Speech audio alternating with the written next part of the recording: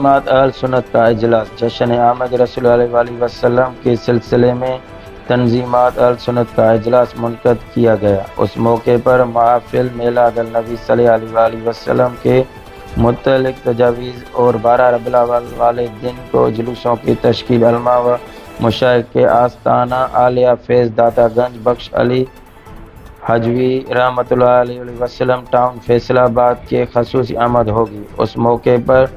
حضرت علامہ مولانا ڈاکٹر عدنان فاروق دانش چیئرمین تنظیمات اہل سنت، حضرت علامہ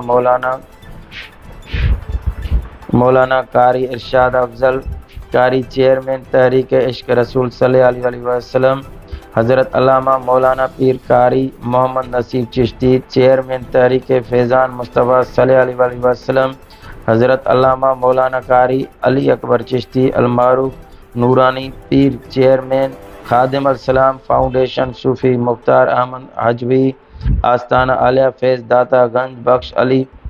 حجویری رحمۃ اللہ علیہ، چیف آرگنائزر پنجاب